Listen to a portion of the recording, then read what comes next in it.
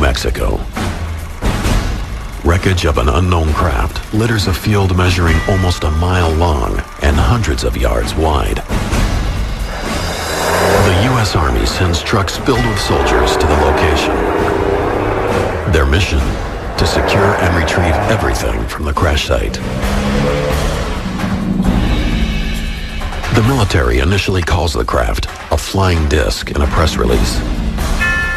The Army quickly recants the UFO story, and a press conference is scheduled in which the media is told that the wreckage is nothing more than a weather balloon. But according to many UFO researchers, at the same time that the press is distracted with supposedly fake debris, the actual Roswell wreckage and possibly other retrieved items are taken under military control. They are surreptitiously flown almost 1,500 miles away to a military base in Dayton, Ohio, named Wright Field. According to UFO legend, its precise destination is a hangar on the base, Hangar 18. We know that stuff got shipped to Wright because of the testimony of the people who were involved in the shipments on both ends. A declassified FBI document dated July 8, 1947, the same week as the Roswell crash, also provides ties to Wright Field. The object found resembles a high-altitude weather balloon with a radar reflector. But that telephonic conversation between their office and Wright Field had not borne out this belief. Disc and balloon being transported to Wright Field by special plane for examination. Soon after the Roswell debris arrives, the class of 1947 from the military's elite airman training facility, the prestigious Air War College, is flown to Wright Field to investigate. One of the officers on scene is a battle-tested hero of World War II, a fighter pilot whose reputation earns him the nickname Black Mac. But nothing would prepare Marion Magruder and his classmates for what they would witness at Wright Field. It would change their lives forever. He saw metal that was very pliable, that you could wrinkle up in your hands, and then it would go right back into shape, and it was very light, and yet you couldn't tear it apart. He saw parts of wreckage of what were extraterrestrial craft. He saw bodies, and he also saw a living being.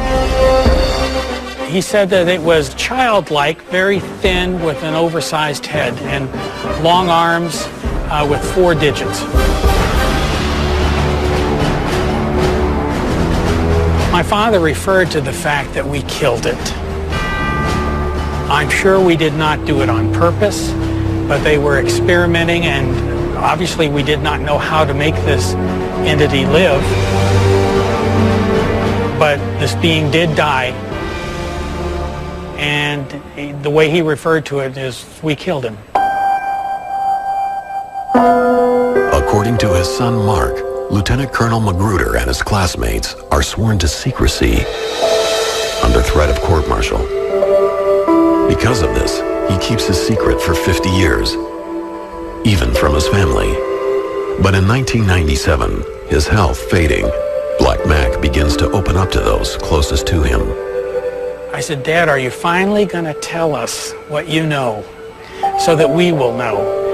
And at the time, he said it was an awesome secret to carry all of his life, to know that there were more than us on this earth, and to not be able to tell anybody.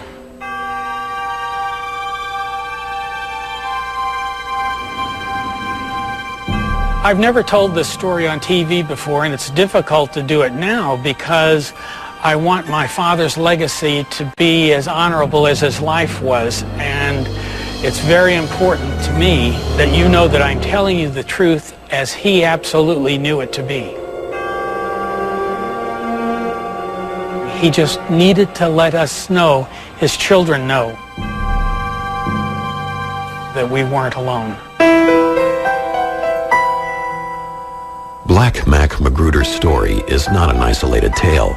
In fact, for more than half a century, similar stories have surfaced about UFO wreckage alien bodies, secret underground cryogenic chambers, and a mysterious hangar at the base. Wright Field would grow and be renamed Wright-Patterson Air Force Base, but questions about the base and its legendary Hangar 18 would remain. Hangar 18 has always been a mystery at Patterson Air Force Base. If you want to know the truth about UFOs, about the craft, the debris, probably the records, Wright-Patterson Air Force Base, in my estimation, would be the place to go.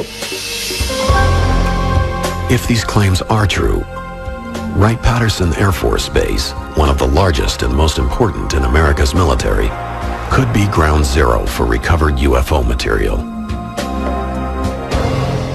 All the information I have from all my sources says it was shipped here, and the people who actually worked at Wright-Patterson, who actually wore a uniform here, said it was here. Wreckage, entire pieces of the craft and whole sections of the craft, bodies were brought in. In fact, bodies were brought in on a regular basis from a number of different crashes from Roswell on. Not only was debris from many UFO crashes allegedly shipped to the base, but from the late 1940s until the end of the 1960s, all reports regarding UFOs were conducted at Wright-Patterson for the military's official UFO investigation, Project Blue Book. Wright-Patterson evolved into one of the most talked about bases in UFO lore. However, the Air Force's description of the base is much different. Really what makes Wright-Patterson unique is we are by and large focused on tomorrow. What is tomorrow's Air Force going to look like? What kind of airplanes will we fly?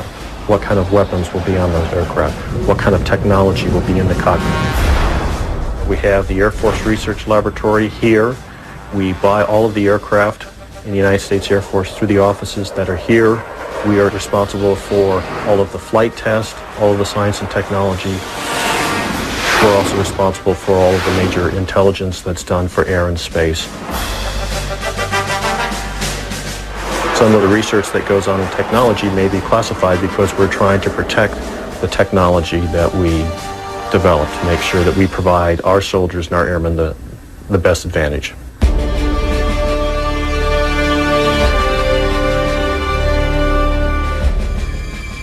Until the early 1990s, much of this scientifically advanced work was done by the Foreign Technology Division, or FTD, which many researchers believe is the key to understanding Wright-Patterson's role in UFO history.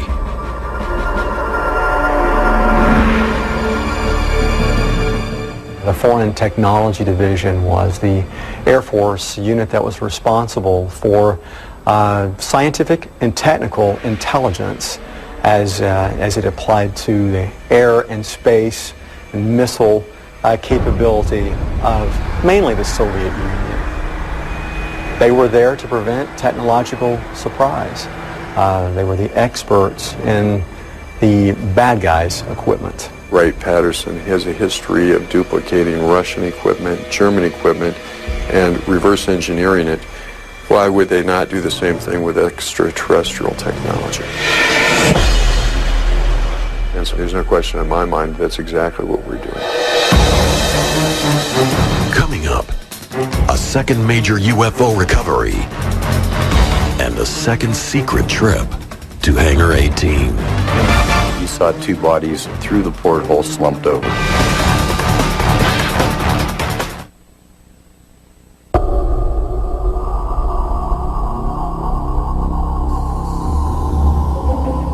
March 25th, 1948, Aztec, New Mexico. What starts as a normal day for local oil workers turns into an encounter with the unknown. As they approach the western edge of the mesa, a large silver object grabs their attention. When the oil workers got to the mesa, there was a disc approximately 100 feet in diameter. Because the ship is found intact, it appears to be a landing as opposed to a crash. The witnesses I talked to, both Ken Farley and Doug Nolan, young men at the time, would not enter the craft.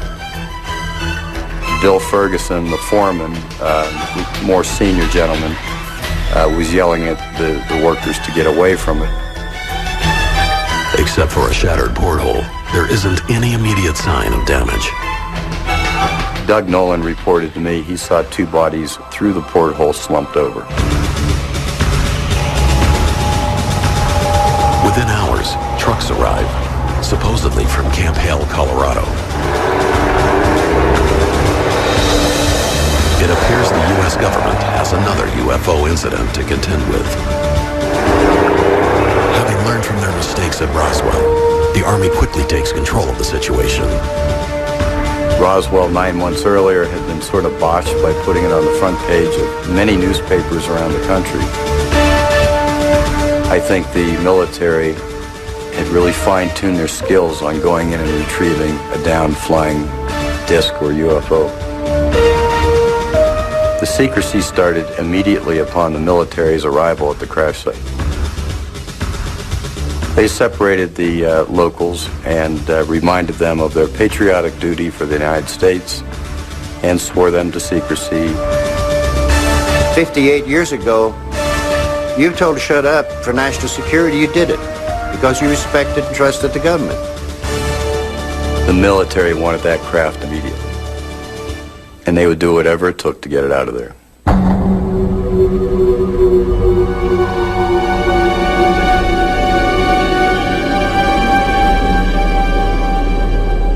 According to the eyewitnesses, the Army recovers between 14 and 16 badly burned alien bodies from the craft. The recovery team reportedly brings both the ship and the alien corpses to a local safe house, away from the media. Take it to the nearest military base where you can control access to it. And then you arrange to ship it to an appropriate place, depending on what you want done. But again, Wright-Patterson would be the eventual repository. Because of the number of alien bodies at Aztec, it is considered one of the most significant UFO retrievals to date.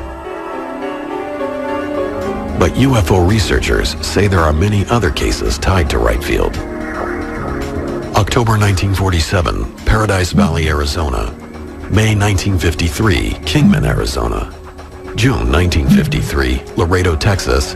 And December 5th, 1965, Kecksburg, Pennsylvania, are only a few of the alleged flying saucer recoveries in the U.S. alone. No matter where a UFO lands, it seems all roads lead back to Wright-Patterson and Hangar 18. The Wright-Pat was kind of a graveyard for some of these things, and probably put them in a holding pattern until technology got to where they could look at them better. But despite countless books and the public interest in UFOs, there was no official confirmation about alien aircraft at Hangar 18. Eventually, attention shifted away from Wright-Patterson.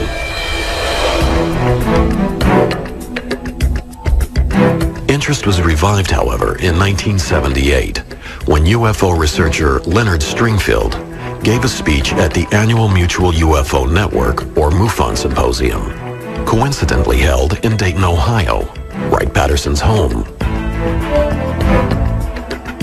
Len was doing things in this field that nobody else had done.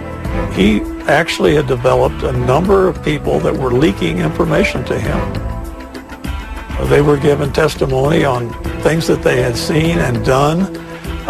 Not just one person, but a whole entourage of people that he developed a trust where people knew they could trust him, and he wouldn't expose them, and they could give him the information, and he could correlate it with others and determine what's real and what isn't.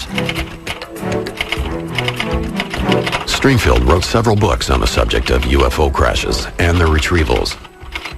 Because of the secrecy involved, many of his sources didn't want their full names published for fear of losing their top-secret government jobs.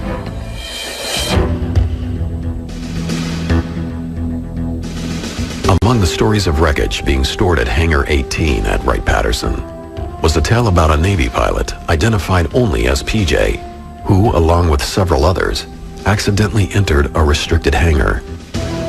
For a brief 30 seconds, a disc-shaped object of metallic color 15 feet wide and 8 feet deep was seen. I cannot confirm anything other than it was there. According to Stringfield's research, they were confronted by the guards and quickly escorted out of the hangar. Once outside, we had reassured each other that the good old U.S. had developed, or had all along, flying saucers in service.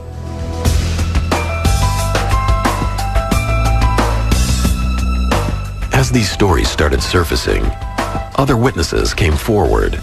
UFO researcher and Aberdeen, Washington police detective James Clarkson located June Crane, a former employee of Wright-Patterson from the Roswell era. She agreed to sit down with him for an audio interview in 1997, and Clarkson has consented to allow the History Channel to air this interview for the first time on television. Crane's story dates back to the early 1950s. According to the documents she supplied to Clarkson, she was a clerk typist with access to top-secret information. One afternoon, a lieutenant surprised her with a piece of unusual metal. And he threw it on my desk, and he says, "June, you're a good wrecker. Tear that thing apart. Break that up." And I took it, and I bent it, and I twisted it, and I laid it back down, and it got right back to the same shape. So it's fairly thick, but it doesn't weigh anything. But it had no weight at all. It was like a feather. I said, "Well, what is it?" And he says, "Piece of a spaceship." I said, "I just come back from New Mexico, and I brought it with me."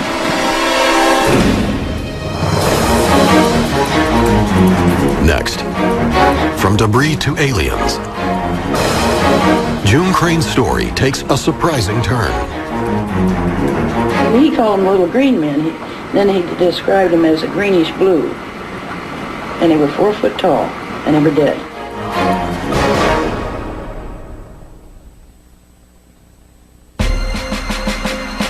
It is the early 1950s. Wright-Patterson Air Force Base is at the center of America's high-tech war effort and the Air Force's most sophisticated technology. It is also home to the government's crash retrieval program, which these declassified documents describe as designed to capture for study non-U.S. space objects or objects of unknown origin. It was codenamed Project Moondust. Items retrieved by Moondust were then shipped to the Foreign Technology Division at Wright-Patterson. Project Moondust had to do really with us collecting space junk, things that would be falling out of the sky when a Soviet satellite fell, when a piece of a Soviet missile or a space launch vehicle landed in an area that we could get to. It was important to glean as much of this equipment as possible so that we could study its technical makeup, its structure, and the components and so forth. It was not uncommon for examples of foreign air, space, and missile technology to be brought back here to Wright-Patterson, even fragments of them, if that's all that could be located. The situation is the same. Here's an unknown aerial vehicle coming down. Let's keep people away from it. Let's grab the wreckage ourselves, and let's lie about it so nobody knows what we've done. Standard practice. And it doesn't matter whether you're talking about airplanes or saucers. One Wright-Patterson employee who may have had access to information about these recoveries was clerk typist June Crane. According to Crane, her top secret clearance allowed her to witness high-level base information, including, she claims, classified files on UFO crash retrievals. In 1997, Crane told UFO researcher James Clarkson her story of downed alien aircraft. For the first time on television, the History Channel is airing that interview. There was 3 times that I'm aware of. I won't vouch for the 4th one because I wouldn't Are these three crashes that you heard about while you worked at Wright-Patterson? Well, one was the Roswell, and then there was two other ones. So as of 1952, they knew about three crashes of vehicles that were probably extraterrestrial. Right. And then the one where they dropped the 2 men into Wright-Patterson Air Force Base and put them in the icebox. I didn't see it because nobody was allowed to see it. Okay, when two little men... He called them little green men. Then he described them as a greenish blue. And they were 4 foot tall, and they were dead. And we're talking about non-humans. The non-humans, right. According to Clarkson, Crane had kept her silence for 45 years. At the time, she had been forced to sign a confidentiality agreement and was liable for a $10,000 fine. But by 1997, Crane changed her mind. In an email from Clarkson to UFO Files, he explains June had told him, "I'm 72 years old. What are they going to do, shoot me or put me in prison? I think I can handle either one." June passed away in 1998, but her testimony would appear to provide witness to alien bodies at Wright-Patterson. According to many in the UFO field, she is not alone. I have talked to a number of people and interviewed a smaller number at some depth who have said that there were bodies at Wright-Patterson Air Force Base and bodies recovered from Roswell. And remember, Wright-Patterson did have the capability of providing low-temperature storage for biological specimens. They had an anthropoid laboratory there, apes and monkeys and stuff like that. That's a great cover for aliens as well. Additional stories of aliens at Wright-Patterson can be found in the papers of Leonard Stringfield, the ufologist who specialized in crash retrieval. Most of Stringfield's eyewitnesses preferred to remain anonymous or simply go by their initials. One of them, an unnamed former naval intelligence officer, claims to have been present when alien bodies arrived in 1953. I saw the bodies at Wright-Patterson. I was in the right place at the right time when the crates arrived at night by DC-7. Stringfield also interviewed an anonymous Army officer who claimed to have witnessed another group of 4 alien bodies being brought to Wright-Patterson in 1957.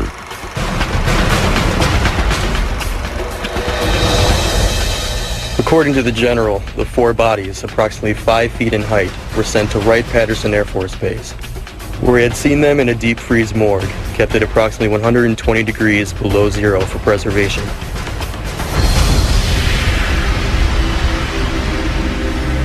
Despite Stringfield's passion for the subject, many ufologists were frustrated by his unwillingness to reveal his sources' identities for additional confirmation. The UFO community was very interested, of course. Any hint of a crash always gets everybody's attention. But the fact that he wouldn't give his sources was really upsetting to a lot of the people because they wanted to run off and check for themselves. And rightly so, why not? I've tried to tell people he should be given credit for speaking out, for collecting. But let's not take anything he said as gospel, because we need verification and validation, and very rarely did Len have that. But not all of the witnesses requested to remain anonymous. Respected UFO investigator Ted Phillips told Stringfield he'd been given access to several top-secret photos that showed details of some of the alien bodies supposedly stored at Wright-Patterson. The hand had long, thin appendages, fingers, I suppose. And there was a sort of membrane between the fingers. I'd not seen anything like that before. And for some reason mentioned it to Len. He became excited because he had seen the same thing. I don't know what the origin of the photos might be, but I do trust the source. Regardless of the various witnesses Stringfield interviewed, the descriptions of the actual aliens that were maintained in Hangar 18 were all similar. The general testimony about bodies is quite consistent. Little guys, big heads, relatively long arms, upper arm longer than the lower arm, which is the reverse for us. 4 long, skinny fingers. Would have made a good violinist, as one witness said. Slit for a mouth, no visible teeth. Not really a nose, but 2 little holes. Holes for the ears. Big eyes for body size. Short guys, little guys. Little gray men, if you want. Not green, gray. I have heard that there were live aliens kept alive for a certain period of time, maybe years after Roswell, let's say. Now, they would certainly have done all kinds of testing on them. If you hit a body of an occupant of a crash flying disc, you would definitely autopsy it and try to figure out how its physiology was different than that of humans, how its DNA was different than that of humans. In some pretty advanced investigations, I'm sure. Now, if this was coupled with analysis of test results from live aliens, then you'd really have a very exciting biological study project. Is there evidence of a secret underground vault that holds these alien bodies? The biggest kept secret was the huge cryogenics networks that were required to support and preserve these bodies.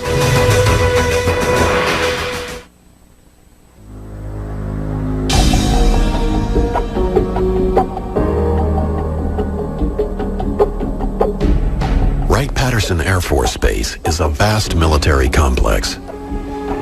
Officially, it employs 22,000 men and women and is the home of the 88th Air Base Wing, the National Air and Space Intelligence Center, and the Air Force Materiel Command.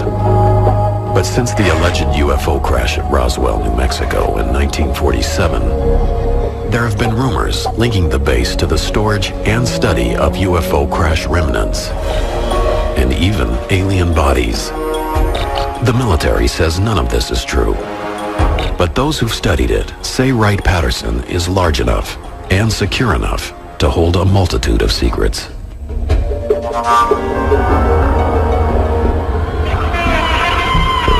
I spent 22 years in the military, about 6 years at Wright-Patterson Air Force Base. Author and retired Air Force Captain Robert Collins says he was a research analyst for the Foreign Technology Division, the FTD, the unit most commonly linked to UFO studies on the base.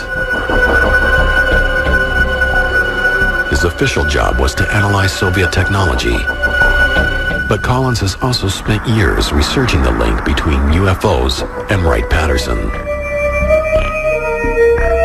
In his book, Exempt from Disclosure, Collins determines the mystery of Hangar 18 may lie in a vast underground infrastructure hidden from the thousands of eyes that frequent the base. The reason you don't want to use hangars and the reason you want to use underground vaults is because you want to keep things under cryogenic temperatures and you want to keep it cold and you want to keep it secure. Then the underground vaults would be the ideal place to keep it. Now, we do have a lot of evidence that supports the idea that these vaults were there.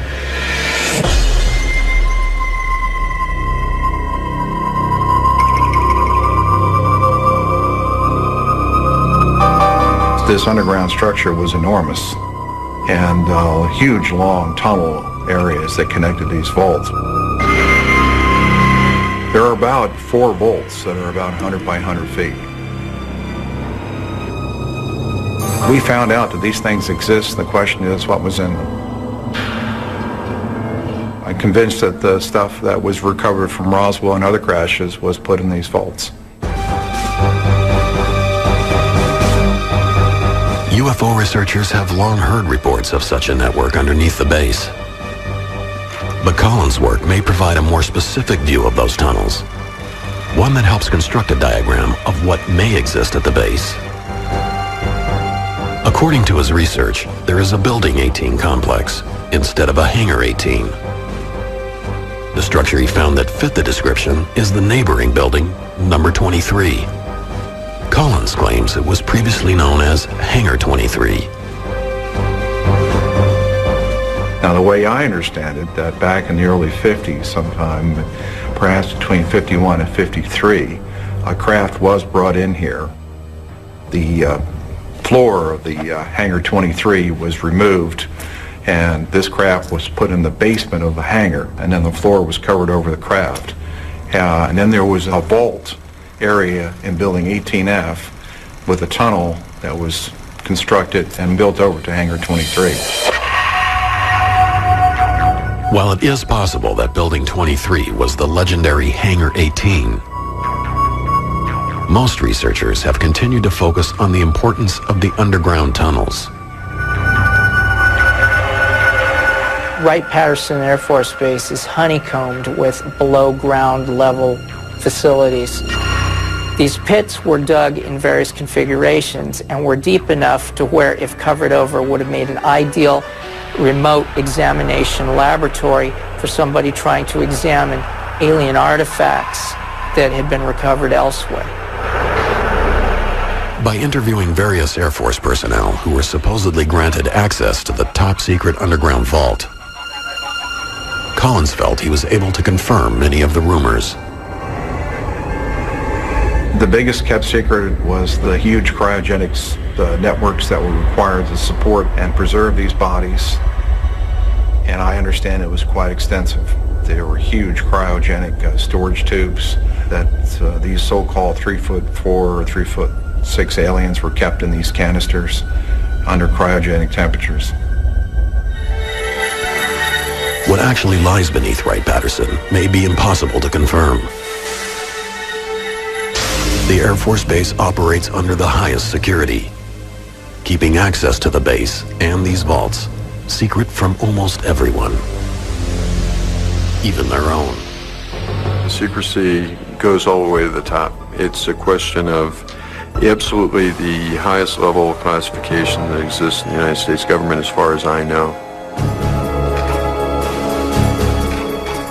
A formerly classified memo from mid-July 1947 points to FBI Director J. Edgar Hoover showing immense interest in a retrieved craft and his frustration about being kept out of the loop. We must insist on full access to disc recovery. The Army grabbed it and would not let us have it for cursory examination. The memo was written just days after the Roswell, New Mexico wreckage was taken to Wright Field.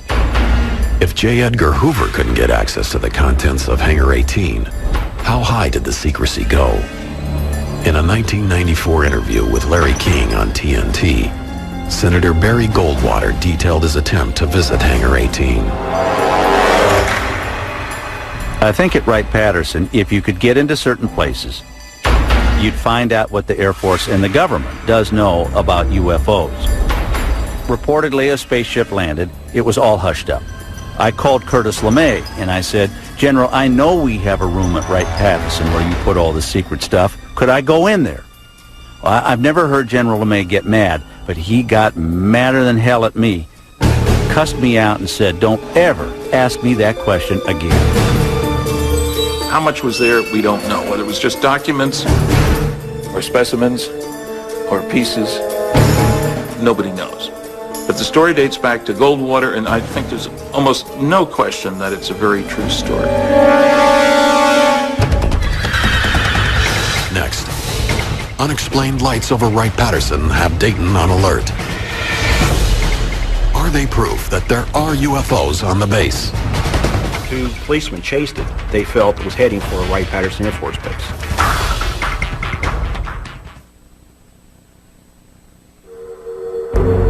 They are schematics, once classified as secret, designs of a craft that appears to be a flying saucer.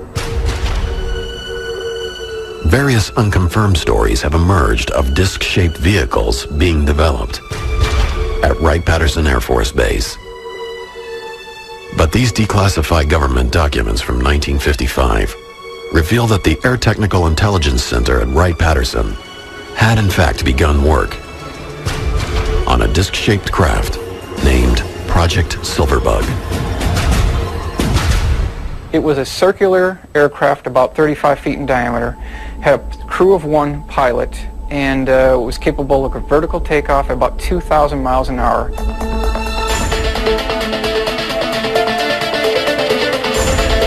There are witnesses who swear it eventually flew, but most accounts state that Silverbug probably remained on the drawing board. But Project Silverbug wasn't the only example of the military's interest in disc-shaped vehicles. 11 years later, a former pilot who was walking through the hangars at Wright-Patterson during a reunion of his squadron, the Flying Tigers, says he accidentally saw a similarly designed aircraft.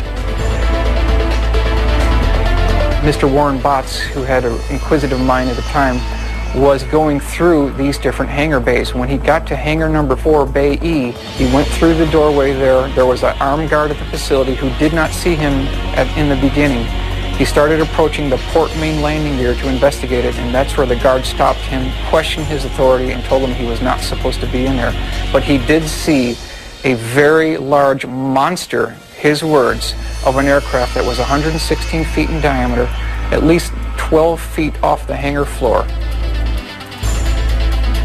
Although the name of that specific project has never been disclosed, the U.S. military was apparently interested in a craft that could have looked like this. With Wright-Patterson's history of reverse engineering foreign technology, is it possible that some of the military's advances were gained from retrieved UFOs? I think we've made a great deal of effort to learn bits and pieces based on both the recovered wreckage and the instrument data from tracking UFOs. I don't think we've yet learned how to duplicate that technology overall, that is to build something that could fly the way saucers or motherships do. If you're giving Christopher Columbus an unlimited budget in 1493 and a nuclear submarine and say, Chris is your reward, here's this great nuclear submarine and an unlimited budget, I need 2 more of these. Could he have built one? Not a chance. Summer 1980. Mysterious lights fill the night skies above Wright-Patterson Air Force Base. Newspapers and countless eyewitnesses report the aircraft was unlike anything they'd ever seen. The main reports we saw was the object was moving up and down, was brightly lit, it hovered for long periods of time, and some people said it seemed to disappear over Wright-Patterson Air Force Base. But the biggest thing that gave us what we felt was the conclusive evidence that it was something from Wright Field was when the 2 Middletown policemen chased it.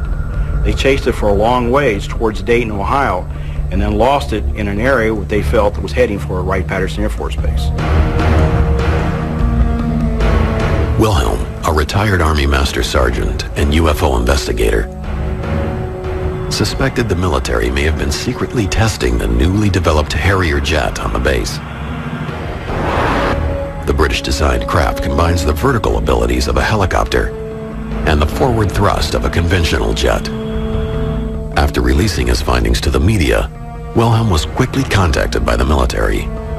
I got a phone call from a major from Wright-Patterson Air Force Base, and he asked me a lot of questions, and at the very end, he did say, I cannot make any comments, Mr. Wilhelm, but all I can say is you've done your homework.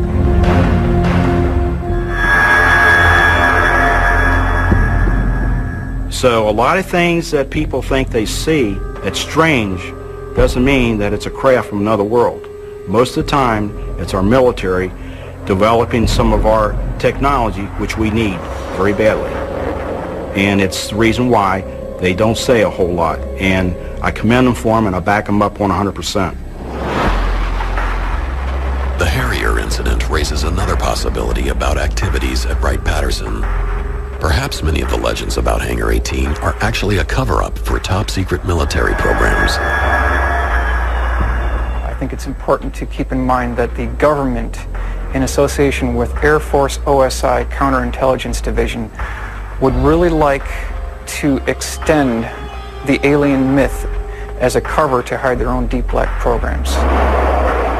Well, it means that they want everyone to believe that what you're seeing out there is extraterrestrial, and we do not have the technology to duplicate what we're seeing in the skies. Wilhelm, a retired Army Master Sergeant and UFO investigator, suspected the military may have been secretly testing the newly developed Harrier jet on the base. The British-designed craft combines the vertical abilities of a helicopter and the forward thrust of a conventional jet. After releasing his findings to the media, Wilhelm was quickly contacted by the military. I think it's important to keep in mind that the government, in association with Air Force OSI Counterintelligence Division, would really like to extend the alien myth as a cover to hide their own deep black programs. I think to the extent that they can confuse or disinform folks about flying discs and make it look like a terrestrial innovation, the more they'll do that. It's in the government's best interest to distribute disinformation if you want to keep a secret. The debate over Hangar 18 and Wright-Patterson Air Force Base may never be completely resolved. I would say upward of over 80% convinced that it's true. There was wreckage there. There were bodies brought there. Research was done here up to maybe 81 or 82, and then they packed everything up and moved it because of security leaks. That's when all the little stories about green men ceased, about that time frame. Most researchers speculate that any work being done involving UFOs at Wright-Patterson may have been relocated to another top-secret base, Area 51, the mysterious airfield hidden in the Nevada desert.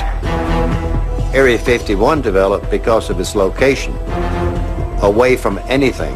And Wright-Patterson is in Dayton, Ohio. It's in the middle of a major town. So I think Area 51 would have been the ideal location.